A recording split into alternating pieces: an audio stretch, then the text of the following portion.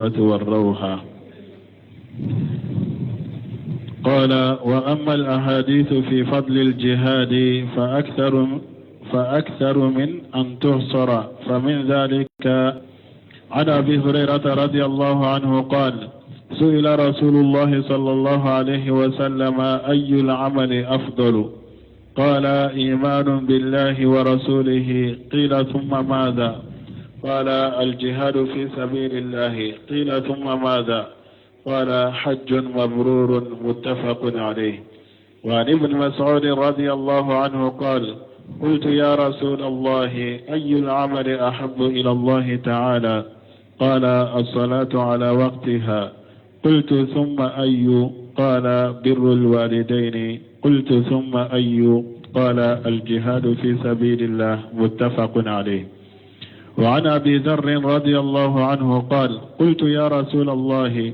أي العمل أفضل؟ قال: الإيمان بالله والجهاد في سبيله. متفق عليه. وعن أنس رضي الله عنه أن رسول الله صلى الله عليه وسلم قال: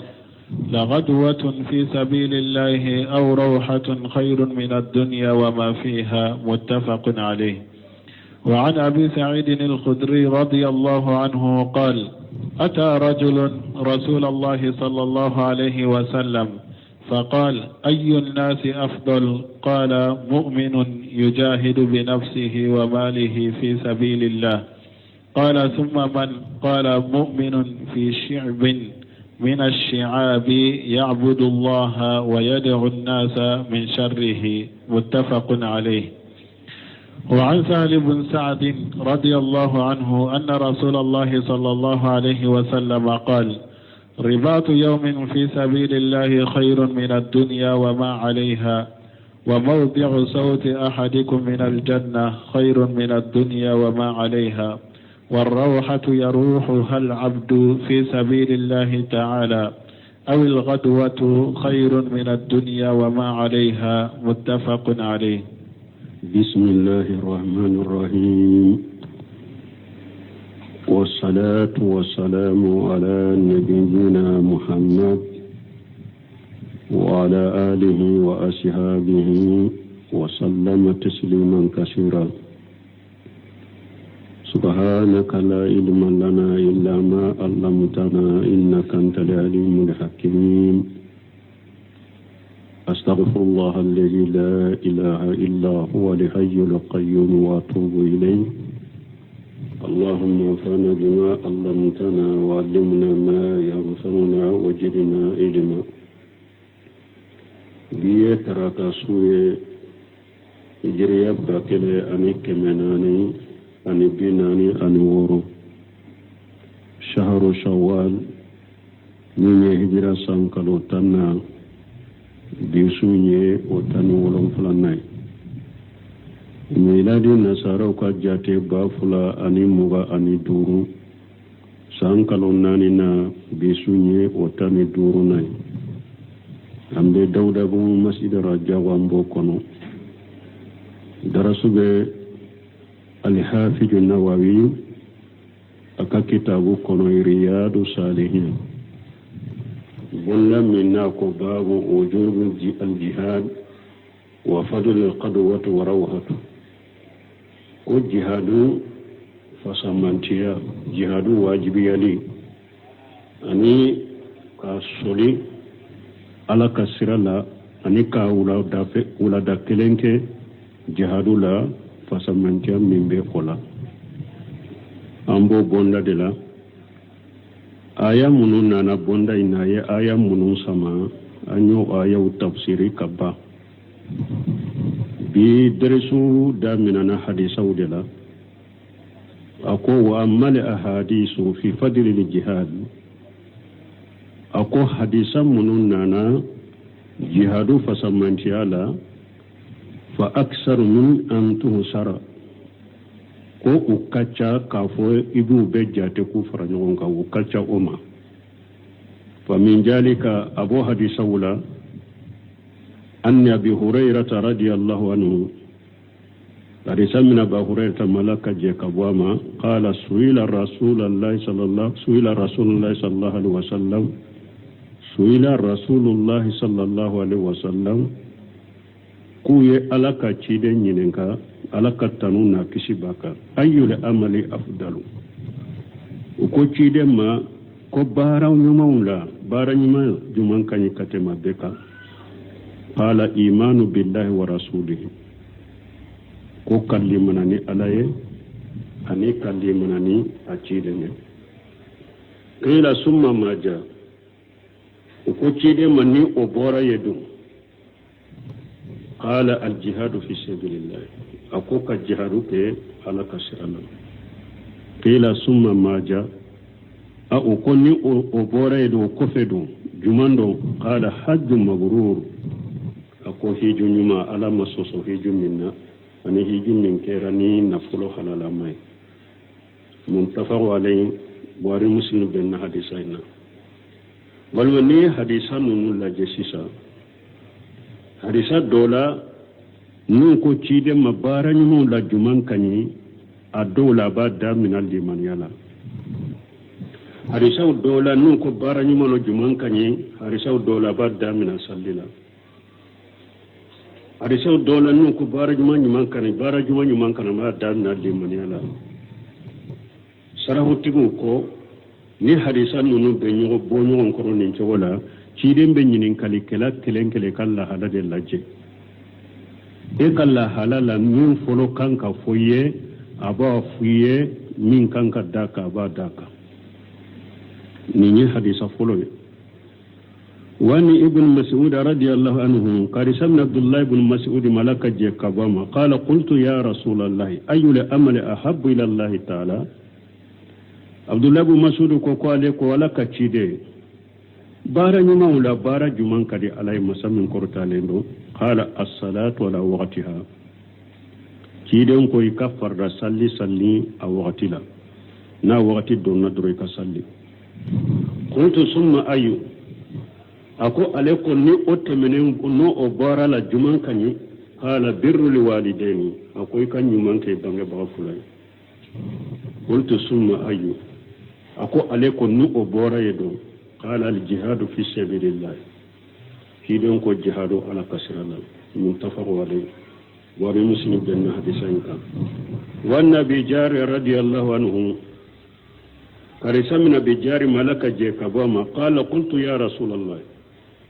ako ale ko ya ala ka cide ayyul amal afdal baranyuma wala baranyuma juman kanyi قال الإيمان بالله والجهاد في سبيله كيدن كو كلمنني عليك كدا على لا أنك الجهاد كان كسرنا منتفى عليه وأن أنس رضي الله عنه كارثة من أنس ملك جيكبواما أن رسول الله صلى الله عليه وسلم قال كتير لك تنونا كسباكا قال كيدن كو لقد وت في سبيل الله أكو كسولي kasogoma da ke kelenke jihadu la kasirala awraw hatu ube kawula da kele ko ke jihadu la ala kasirala khairu min ad-dunya wa ma fiha ko kausa jiyana ka kurna fembe muntafa wale buhari muslim bin hadisan ka wan nabi shayd al-qudri radiyallahu anhu karisa min abashir al-qudri malaka je kabama qala ata ar-rajul rasulullah sallallahu alaihi wasallam ko ceedo nana ciidema ala kattanuna kisibe ciiden kan fa qala ayu nasi afdalu ako ciidema hadama dewna mugo sugu juman kanyi hadama dewna mugo sugu juman kanyi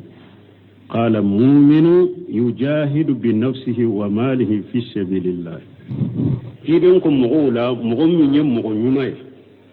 mu'mini na be jihadu ke na yere kunye ana kan na folo ala kasirala mogo la ninde kanyi kateme mogo to be ka mu'mini do abe jihadu ke na yere kunye ana kan na folo ala kasirala qala summa man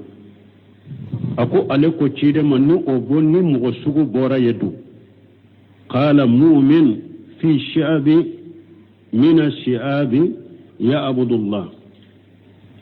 ako min be tugo ola o ye mu'mini ye na be iri tuudo kono kabo iri tuula n'a be iritu do kono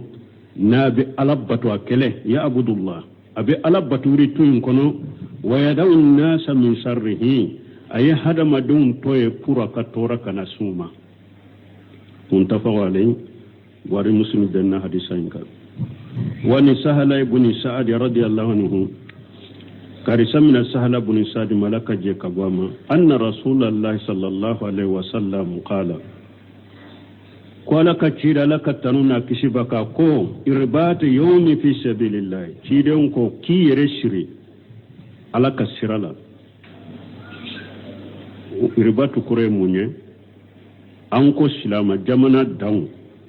ni jugu be do silama jamana la ni aka woni da mununye e kata sigiye sonu tile ibeye ka silama jamana dan kolosi jugu kana do silama jamana kono kana dankari silama jamana kan na fuloni silama manu ka silamiyama ninde to ko ribatu mo min beta silama jamana danna puru jugu ka be doni wo mununye kata sigi o wo la ku korosi jugu kana do silama jamana kono ribatu yo ode tiren ko ni mo minye donkelenke wala khairu min ad-dunya wa ma alayha o kawsa jiya ni fengo fembe jiyaka wa mawdu sawti ahadikum min al-jannati tiren ko adola kele ibi kadaba gosini busa minye iko dayoro soro arjanna kono khairu min ad-dunya wa ma alayha o kawsa jiya ani jiya be fengo fenka warawhatu yaruhuha al-abdu fi sabilillahi ta'ala ulada kele ni mugo boke ni jom boke ala kasira la masamin koro talendo awil qadwatu ube soma da kele ni jom boke ala kasira la jahadula khairu min ad-dunya wa ma alayha o kawsa jiyaye ani jiyabe fengo fenka muntafaqu alayhi buhari muslim benani hadisa fanala as-sarahu nandon na bunu semira rahimahullah kasarahu lanni hadisawla ako summa jakkara lil muallif rahimahullah ta'ala ahadisan fi fadl al jihad ako ko fe muallifu wallahi baga alaka nema masamin korta lendo aye hadisaw do fo jihadu fasamanti alla waribati fi sabilillah ane kata ishige silama jamana ka wo munu ni jugu be donu ye kati shigu ye aye hadisa fo fana fasamanti ala wa anna liqadwatan wa rawhata fi sabilillah ka fo fana ko sogoma dakele ube wula dakele ala kasirala aw qadwatan wa rawhatu fi ribati ube sogoma dakele ube wula dakele minye kati shige silama jamana ka wo wula ni jugu be donu wo munu ye khairu min ad-dunya wa ma fiha ko o kawsa ni jiyana ka kono na fembe wa hadan fadlun azim ni fasamanti abay khairu min ad-dunya kullaha min awwaliha ila akhiriha mun fulen ni nyo kawsa jiya beye kata jiya damina de fo Allah ba wa ma fiha ani fi'u fembe jiya kono وليس خيرا من دنياك التي أنت تعيشها فقط نيروك فامو نتيرين من باراو فو كو كوسا جيانا كون فمبيه لا نينيتي كو ايغيري كاشي نانا مايا جيان وتده بين سي حكم من بالو جيالا ودرونتي كوي اي بل من الدنيا وما فيها وكوسا جيان فمو فمبيه جيان كونو مجمتا من جمن لا يعلمه إلا الله كتا وقت لا أني كتا دوات لا وقت من نموتو داندوني على يرته على كمبي وجنس ديما وكذلك لا يدرى متى تنتهي يبجي دامنا وقت من نموتو تاروني على تي وكذلك لا يدري ما تنتهي أو مغتادو فنجيا باب وقت من كل حاجة خير من الدنيا وما فيها أو نمبه حديثة كم بين نمبه ديما دي بيجيا دانا نا أبي نمغتا دان وغتيرو ني على يرتين ani fo kata jiya be ba wakati min ni mogo ta do ni alate o bede kodo sogomada kele jihadu kawsa o bede wulada kele jihadu kawsa o bede sogomada kele ka ke silama jamana wo tangalila o kawsa o bede qala sallallahu alaihi wasallam alaka ciden ko alaka taruna kisiba kam o mawdu sawti ahadikum fil jannati khairu min ad-dunya ma fiha akwa dola kelen ka busa danero hakke arjanna kono o kawsa janna kono fembe wa yuqalu dhalika ma qila fil awwal ambe fende fonne nyamin anye min fo folola e ka sinya na maya hakke jinya intere ayi depuis ala ye jinya da wakati min ni mogo ta do ni ala kelem pewte ani jinya beta ba wakati min ni mogo to do ni ala kelem pewte o be français kono na de do e ka sinya na maya hakke jinya indete de inna dunya kullaha min awwaliha ila akhiriha jinya be kata jinya folo fo allaba mawdu sawti fil jannati khairun minha busa danyoro arjanna kono akawsa we depuis jinya damina fo kata allaba hera temena kono hera ba kono busa ika wa bagam busa ibe bagam buguni busa minye o da hakke arjanna kono akawsa jinya na ka kono na nema beye kata depuis jinya folo fo allaba والقدوة وروحة في سبيل الله خير منها أو صغم دكلي فنا ولا دكلي على كسر الجهادنا وكوسا جيانا كقرنا فيمبي depuis جيان فلو فالله بنيما تمنا كنو ورباط في سبيل الله خير منها أو دونكلي أو تنغالي سلام جمانا جوجو كنا دو أكونو don kele ube sogomada kele ube wulada kele wo tangali o kawsa jiyana ka konna fembe depuis jiyan folo fo allaba wa fi hadhihi ahadith abenni hadithu kono anna an-nabiy sallallahu alaihi wasallam suila ayu rijal khairu abe hadisan nun kono yecci den yininka ko cewula mughula mughsugu juman kanyi fa bayyana annahu rajulun alladhi yujahidu fi sabilillah bimalihi wa nafsihi cidenye bangeli ke kom ce minna be jihadu ke ala kasirala na kan na fulo na yere kunye akonde ye hada madum cho hera mai ode mugo nyumai summa ayu o kofe o kono temena ka boyedu qala ciden ko warajul mu'min fi shi'abi min as-shi'abi ya abudullah wa yadawu an-nasa min sarrihi akono o bora ye aniche min be iritu do kono na ba ke ka alabato ayem mogo je nyonya ni nyaga mi nyonya to e pura ka tora kana se mogo wa fana tugulembe jahadu kelaina yani annahu qa'imu bi ibadati llah kafi annin nas mana mogo do ajorani alaka batoye ka yeremina kabo mogo ma wala yuridu an yanala an-nas minhu sarru atafe mogo shika ko jugu soro kabo alefe aye mogo to e pura ka tora kana she mogo ma akelen tara yiri tudo lakata alabatoye wa haja ahadul adillati dallati ala anna al-ujlata khairun min al-qulutati man nas no shamin kunni ni dalilaw doye dallamunun nana ko hada madenki mabo mogo la ikelen katika dama o kawsa ikan nyagambi mogola mogo munun ko kelenya ikelen kata yorola o kawsa ikan nyagambi mogola o kaddeli law dode yenye walakin as-sahiha fi hadhihi al-masailati anna fi jalika tafsila min yashalendo min masaila la faram fansha de ben masaila ina man kana yaghsha ala dinihi bil ikhtilat bin nas fal afdalu lahu al-ujratu nin mogo min siranna k'a fɔ ni ne ɲagambira mɔgɔw cɛ la wagati bɛn bɛ mɔgɔw cɛ la n bɛ sira n ka diinɛ kɔrɔ n ka diinɛ kana tiɲɛ n bolo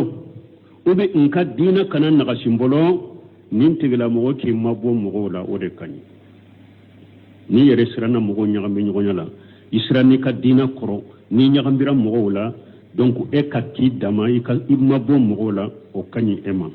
o man la yaghsa mais ni mogo mi masiran ni ñe fal afdalu an yughalita nasa min kañi ka ñagambi mogo la ni mogo mi masira ka dina ciñali imasira ka dina ciñali ñe imasira ka dina nagasili ye e ka ñagambi mogo la o de kañi لقول النبي صلى الله عليه وسلم نبي نمك كما كسلك تنونا كشبك المؤمن الذي يخالط الناس ويصبر على أجاهم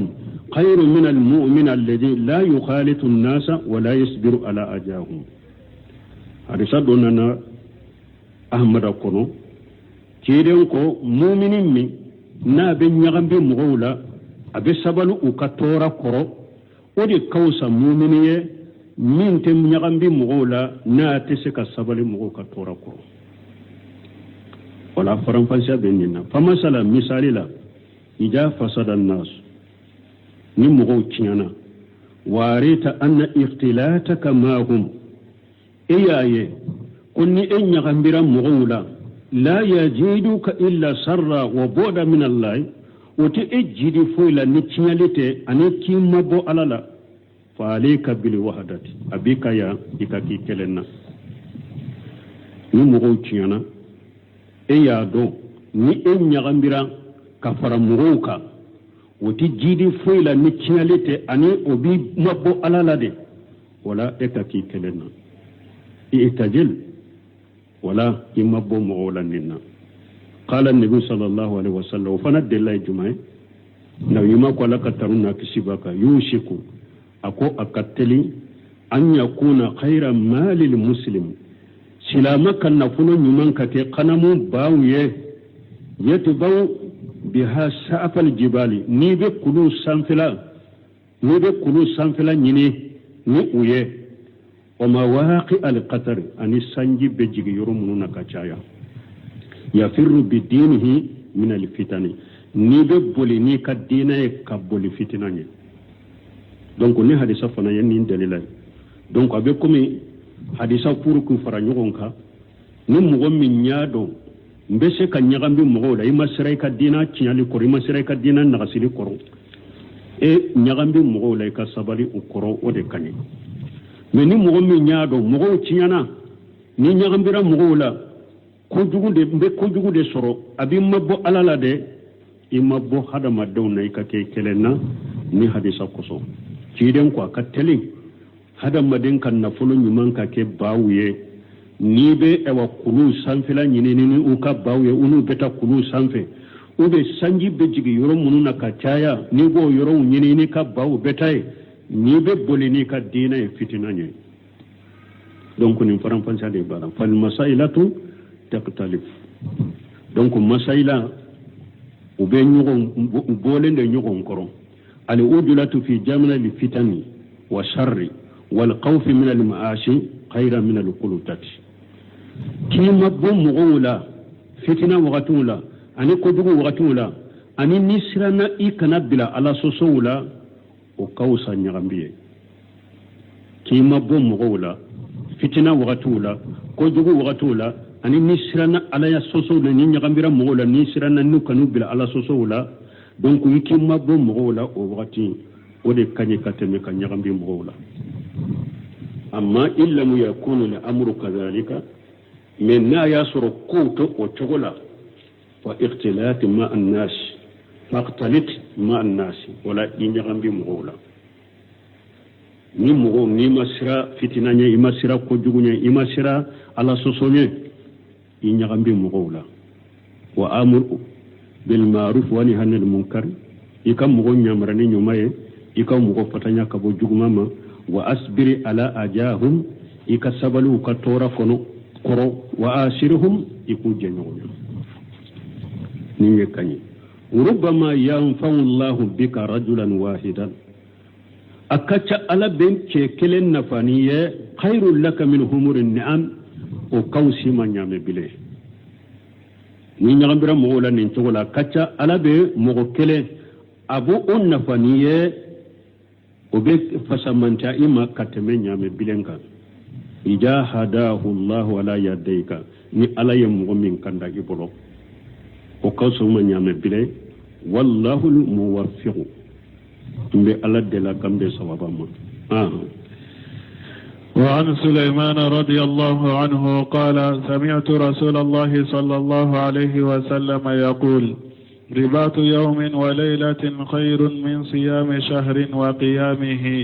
وإن مات أجري عليه عمله الذي كان يعمل وأجري عليه رزقه وأمن الفتان رواه مسلم. وعن فضالة بن عبيد رضي الله عنه أن رسول الله صلى الله عليه وسلم قال كل ميت يختم على عمله إلا المرابط في سبيل الله فإنه ينمى له عمله إلى يوم القيامة ويؤمن فتنة القبر رواه أبو داود والترمذي وقال حديث حسن صحيح. وعن عثمان رضي الله عنه قال سمعت رسول الله صلى الله عليه وسلم يقول رباط يوم في سبيل الله خير من 1000 يوم فيما سواه من المنازل رواه الترمذي وقال حديث حسن صحيح. وعن أبي هريرة رضي الله عنه قال قال رسول الله صلى الله عليه وسلم تضمن الله لمن خرج في سبيله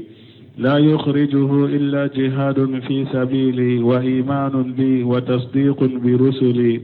فهو ضامن علي أن أدخله الجنة أو أراجعه إلى منزله الذي خرج منه بما نال من أجر أو غنيمة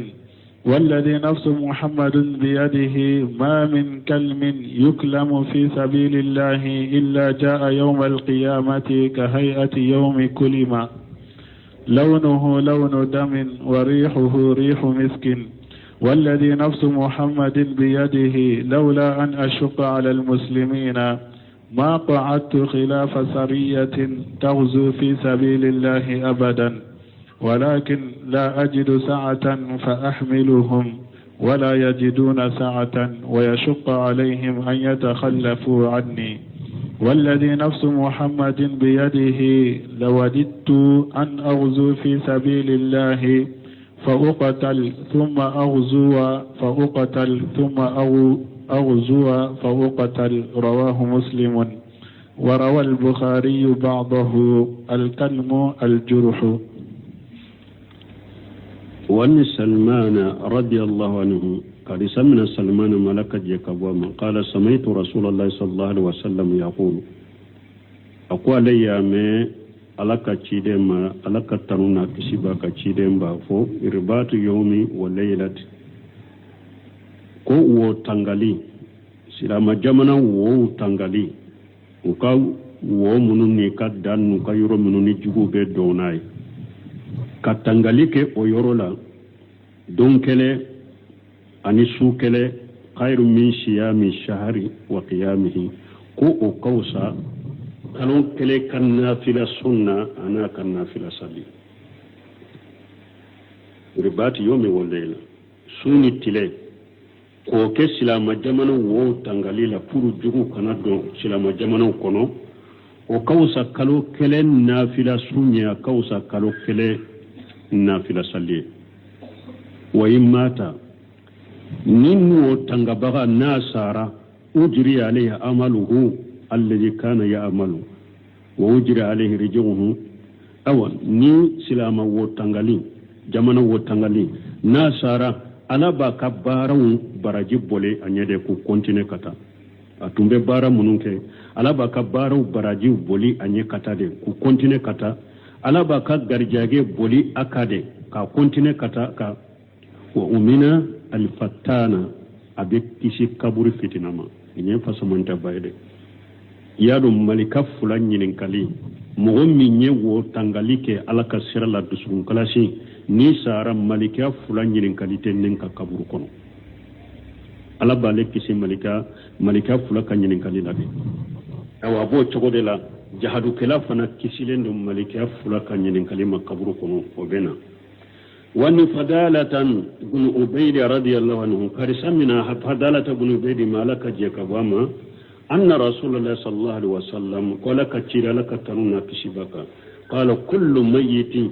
yuqtamu ala amalihi illa murabita fi sabilillah ciden ko susube ni sara o ye ka baraw jolende etumbe bara nyuma munun ke jina kono abe jora foite faraka ika bara nunun de sarabi lagara fo wo tanga baga ala kasirala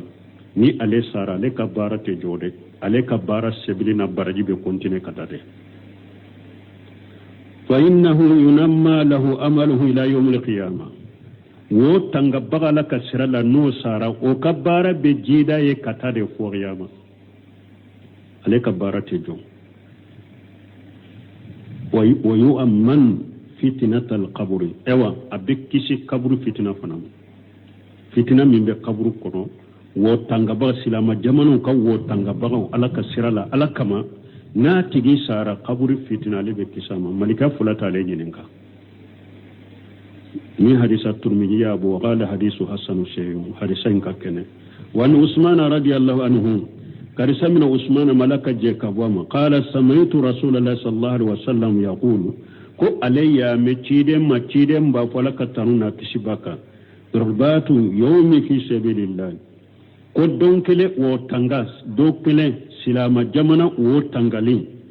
khairu min alfi yawmi fi ma shiwahu min almanazil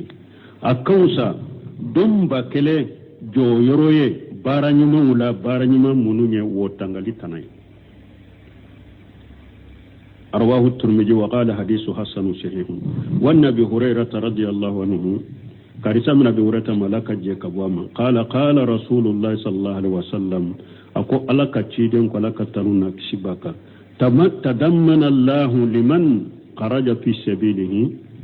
ala yallahidu tamgoye nimgo min bora alaka sirala la yukhrijuhu illa al-jihad fi sabili ni foyi mi bo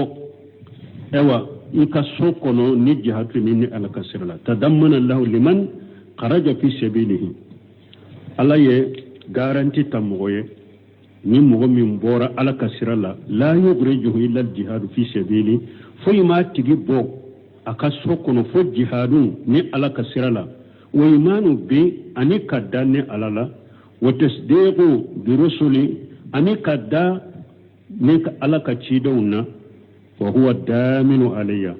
awa ni ala a garanti benne alaka an udkhilahu li jannata kan nindo arjanna kono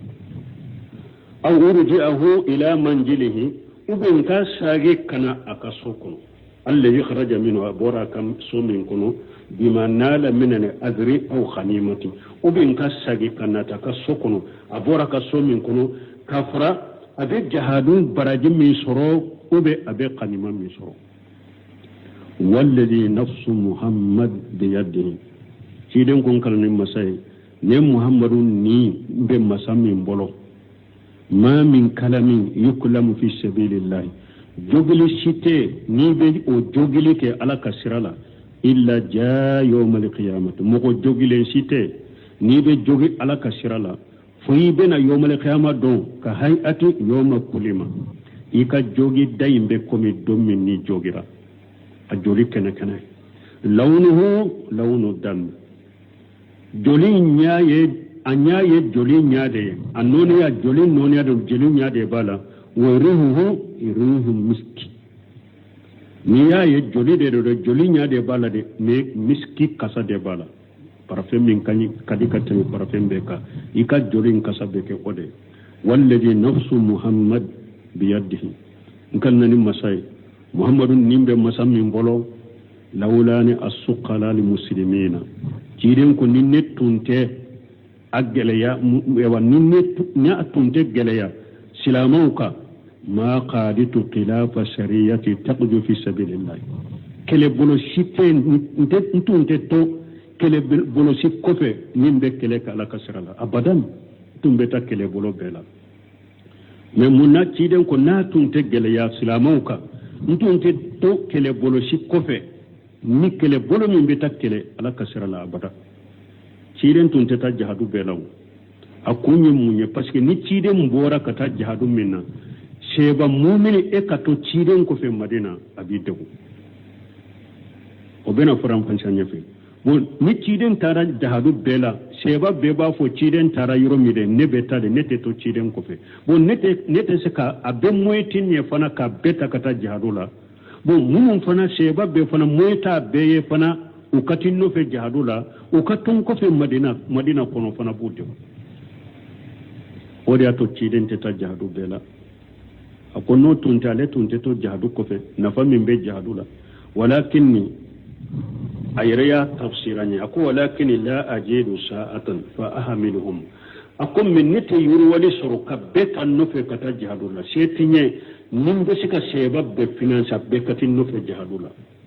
wala yajiduna sa'ata yurwaltu uyere fana ye mu uyere be sika tan no fe jihadu la wa yasuqu alaihim an yataqallafu anni bo abegele ya uka fana ukaton ko fe madina ukaton ko fe fana numa tan no fe fana be gele yuka donc tiden ko ninde ya to alete ta jahadu bela sino jahadu tunte ka leko walladhi nafsu muhammad bi yadihi ikal ne masa muhammadu nimbe masammin bono la wadaritu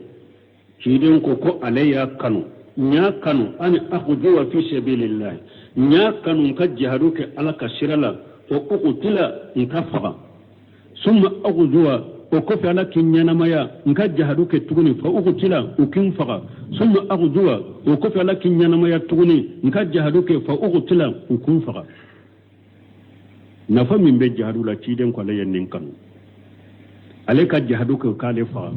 وكفى لك ينمايا كجهدوك وكافغا وكفى لك ينما كجهدوك وكافغا كولا يننكن رواه مسلم وروى البخاري بعده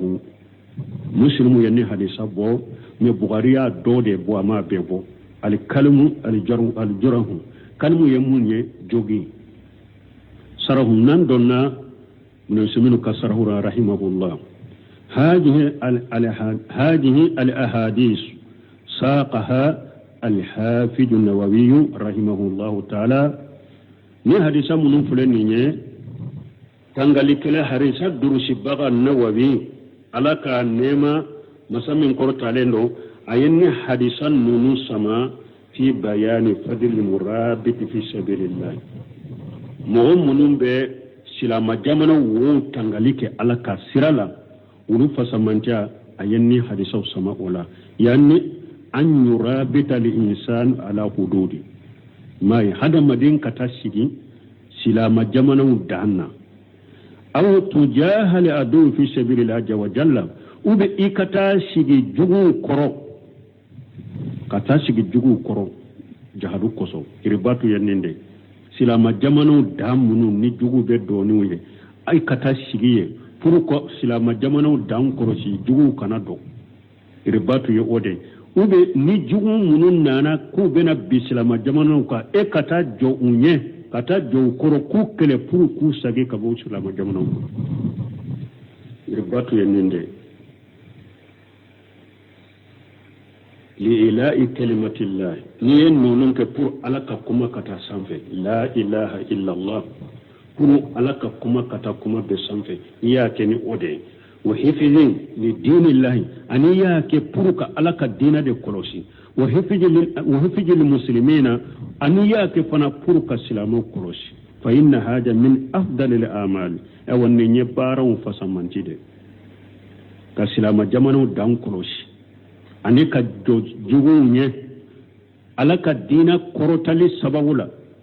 ani alaka dina tangali sababula ani islamu ka kurusili sababula ninye bara ka fasamanti de wa qad sabaqa anna an-nabiy sallallahu alaihi wasallam afora kateme kun nabi nyuma laka tanuna kishibaka qala ko iribatu fi sabilillah khairun min ad-dunya wa ma fiha ako ko ewa minye wo tangali ube silama jamanu ka daun kolosili ko donkele silama jamanu ka daun kolosili ko o kausa ala kasirala ko o kausa katem o kausa jana ka korona fembe o fora katem hadisala wa fil ahadith dalilun ala anna al murabitan yajri alayhi amaluhu ila yawm al qiyamah ni hadisa dalilu gula o silama jamanu ka daun korosili bagaw ko nu sara ko ka baraji be boli katare fu katatiyamo uka bara nyuma uka bara yute jo wa annahu ya'manu fitnatal qabr der labani hadisa wala fana ko silama jamanu ka dan kono silbaga ala kasirala kunna sara ali hakili sigilendo kabo kaburu fitinama yani anna nasa ijamatu wa dufnu la nyine mun hada madon tawful ni hada madon sara uyun sudo atahum malakan yash'alani rajula an rabbihi wa dinihi wa nabiyhi ni mo sara isu donna kaburu kono malikiya fula de bena mugoma ube inyininka itige alaye jonye ika dina jumaye kan nabi jumaye illa man mata murabita fi sabilillah fonni mugomin sara na be silama jamano dan korosirila asara wala la yatihi na asara wala fa innahu la yatihi lil malakani yashalanihi malika fulatena nimma nuba nyininka malika fulatena ale makanyininka ka kaburu koro a hakili sigilembe kabo oma malika fulaka nyininka la kaburu la وقد بيّن النبي صلى الله عليه وسلم الحكمة من ذلك me o fana hikima ciranya na ti hadisa wore kono hadisa ben na sai kono munna murabitun nasara mu'min sara silama jamanan kaddan kurosilla ni madike ya fulani nin kalitaka munna shedi su nasara alaka sirala malike ya fulaka nin kalitaka ciranya kun fonyade bagala ciren ko kafa bi bariqati suyufi ala arasihi fitnata ciren ko bamuru yelen kuli ale kunka sana kunka tige o wasara fitina Allahu akbar balumon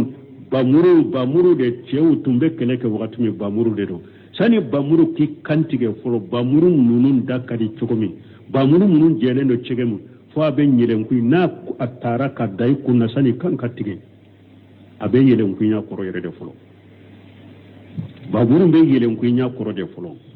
awa ciden ko bamuru yelen kuli ulu kun sanfe o wasira fitinai ninde yato murabitu nasara kaburi fitina taka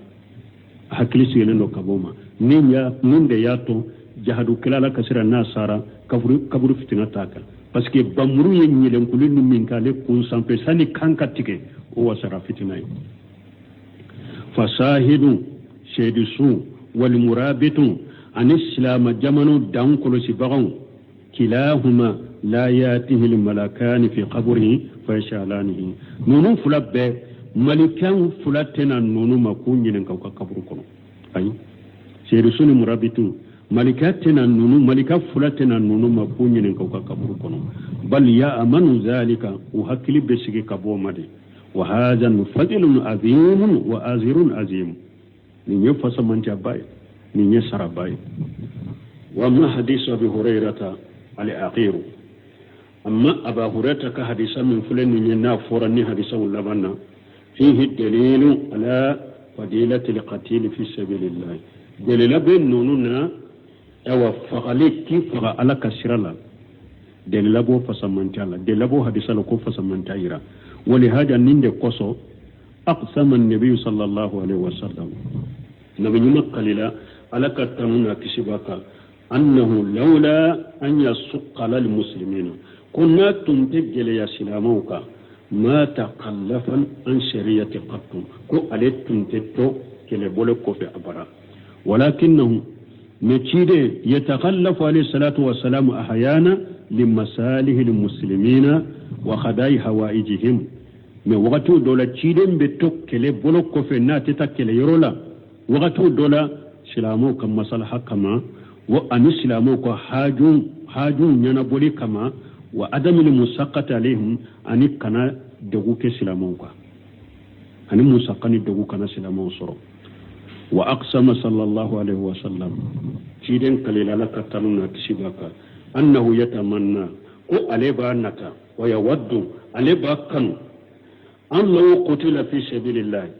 ale ya nata ale ya kanu har ale tun kasa ala kasirala summa uhiya وكفي على كالين ينما فقتل وكافق ثم أهي وكفي على كالين ينما فقتل وكافق تقول شيدين ينين تكنين كانوا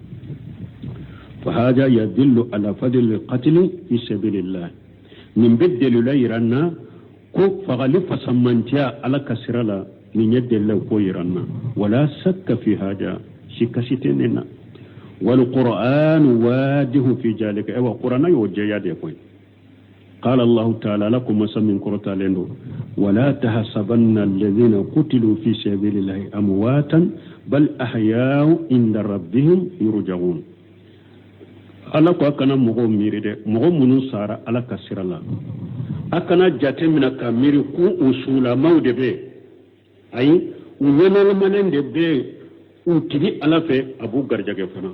arjanna dum ni bo do arjanna kono farihina bima atahum allah min fadlihi obo benni sonja ala ye utigi ala ye fasamanta mundum ala ye fasamanta mundum arjanna kono ube ni sonja ni oye ويستبشرون بالذين لم يلحقوا بهم اوا وبينيغون ني سونجا فنا ني مغو يم مغو منو اوا نو امانا مغو منو به اولو كوفي نو وبنا كقولا ارجانا الله خوف عليهم وبينيغون ني سونجا ني مغو يم مغو منو بنا اولو كوفي كافو نو فنا سارا على كسرلا سرنيا تو ييا ولا هم يهجنون ويمون تو كوفي جيو ودد سوكا سانوفي يستبشرون بنعمة من الله وفضله أو بينهم نسونجاني على كنيمة أنا على كفسمانتهم وأن الله لا يضيع أجر المؤمنين وبينهم نسونجا فنا كو على أتمؤمن كبرجيتيا donc ni aya ya wachide nye kuma min fojja haru fasamanta ni aya yojeya wa hajile hayatul barjaqiyatu laysat ka hayatina mi ala fuleka seedu su kanyana mayali min fo kaburu kono uba fo de ma hayatul barjaqiya wote komi anga janyana maya uko kaburu kanyana mayala mun hayatul barjaqiya mana kunyana maya de do nyana maya min be nyana maya fulai ni nyogonje ate komi jiya kanyana maya ate komi lagara fana kanyana maya abe jiya kanyana maya ni lagara kanyana maya ni nyogonje barjaqu yete nyana maya chogo min do khaybiya de do ala yere de ba ke chogo do qaburu nyana ma yakke chogo ala yere de ba do uli haja qala taala ninde koso ala ko masamin koro taleno wala taqulu liman yuqtalu fi sabilillahi amwatu akana fo mu'minu sara ala kasirala akana fo kusudo bal ahya'u abdila suutede umeno mareno tigi ala fe ولكن لا تشعرون من ينام يتشكو من أوتودو ودوني على كلمة ودو وهي حياة برجعية حياة لا نعلم تبعيتها ينام يتشكو دو أمتا الله لدو يعني لو فتحت على خبره لو وجدت الإنسان ميتا ni eye suin ka kaburu dayele ebe asula made suru kaburu yunkono لكنه عند الله حي يرجع يأكل من الجنة بكرة وعشية من الله في أننا ملندو أنيم بيد الله باغ غرجاغي أرجانا كونو أبي دومونيك أرجانا كونو سوغما داون ولا فلا ولا نشاء الله سبحانه وتعالى أن يرزقنا وإياكم شهادة في سبيل الله أم الله دليل أن يري أني أو على كان غرجاغي شهدوا سيالا على كسرالا وأن يؤيننا وإياكم على الجهاد في سبيله أم على دليل على كان دم جهاد على كسرالا جهاد أنفسنا أن يكون كجهاد وجهاد أعدائنا أن ننجو كجهاد أم على دليل على كان دم من جهادوك إنه على كل شيء قدير على بشفين بلا إن وقت سيلنا يا سبحانك اللهم ربنا بحمدك أشهد أن لا إله إلا أنت واستغفرك وأتوب إليك. بسم الله الرحمن الرحيم. رياض الصالحين باب وجوب الجهاد وفضل الغدوة والروحة. قال وأما الأحاديث في فضل الجهاد فأكثر من أن تحصر فمن ذلك عن أبي هريرة رضي الله عنه قال سئل رسول الله صلى الله عليه وسلم أي العمل أفضل؟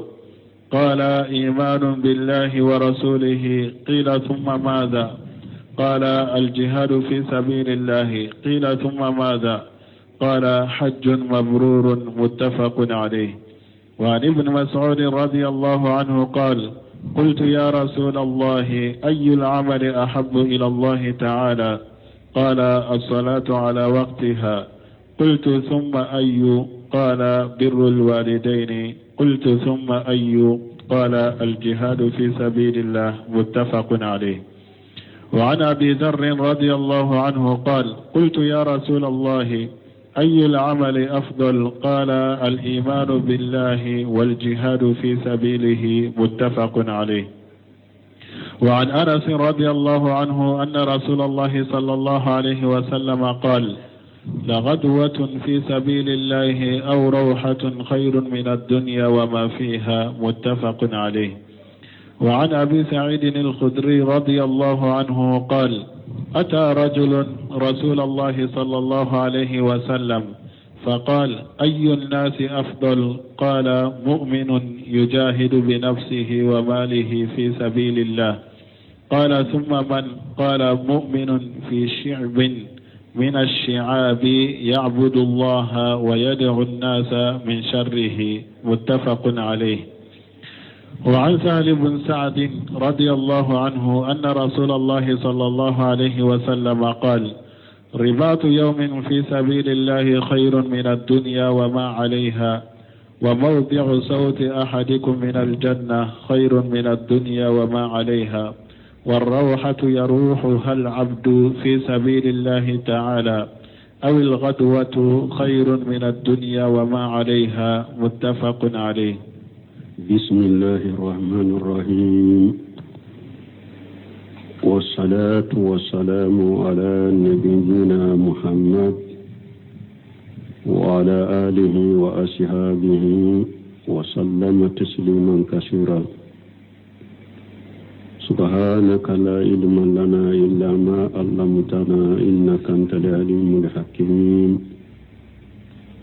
أستغفر الله الذي لا إله إلا هو الحي القيوم وأتوب إليه. اللهم انفعنا بما علمتنا وعلمنا ما ينفعنا وزدنا علما. بيه تراك سوء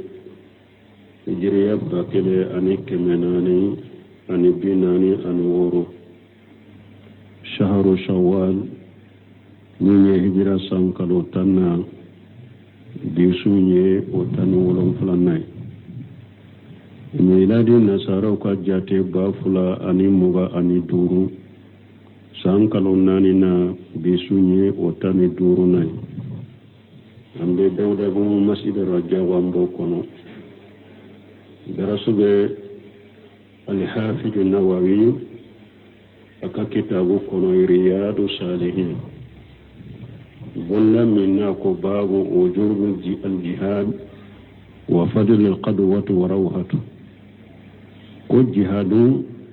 فسمانتيا جهاد واجب يلي أني كسولي على كسر لا أني كأولا دكلنك جهاد لا فسمانتيا من بقولا أمبو بوندا دلا aya munun nana bonda inaye aya munun sama anyo aya utafsiri kaba bi deresu daminana hadisa udela ako wa amal ahadisu fi fadli al-jihad ako hadisa munun nana jihadu fasamantiala fa aksar min an tuhsara ko ukacha kafo ibu bejate ku faranyon ka ukacha uma fa min jalika abu hadisa wala anni abi hurairah radiyallahu anhu hadisa min abu hurairah malaka je kabwama qala suila rasulullah sallallahu alaihi wasallam suila rasulullah sallallahu alaihi wasallam kuye alaka chiden yinenka alaka tanuna kisibaka ayyul amali afdalu uko chidema ko bara nyumaula baranima juman kanyi katema beka qala imanu billahi wa rasulihi ko kalli manani alaye ani kalli manani acide ne qila summa maja ko cide manni o bora yedu qala al jihadu fi sabilillah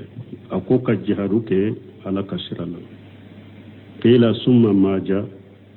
a o konni o bora yedu ko fedu jumando qala hajju mabrur ako hiju nyuma ala masoso hiju minna ani hiju min kerani nafulu halala mai muntafaqu alayhi buhari muslim ben hadisaina walwani hadisa nunu la jesisa hadisa dola nun ko cide mabara nyumu la juman kanyi a dola ba da minal liman yala hadisa dola nun ko bara nyumu no juman kanyi hadisa dola ba da minal sallila hadisa dola nun ko bara nyuman kanyi bara nyuman kana ba da minal liman yala sarahu tigu ko ni hadisa nunu be nyogo bo nyogon koro nin chogola ciden be nyinin kali kala kelen kele kala hala de laje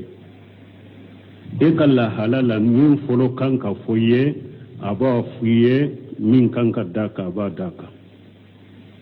ni hadisa folo wani ibn mas'ud radiyallahu anhu qarisa ibn abdullah ibn mas'ud malaka je kabama qala qultu ya rasulullah ayyul amali ahabbu ila allah ta'ala abdullah ibn mas'ud ko ale ko wala kacide bara nyuma wala bara juman kadi alay masamin kortale ndo qala as-salatu ala waqtiha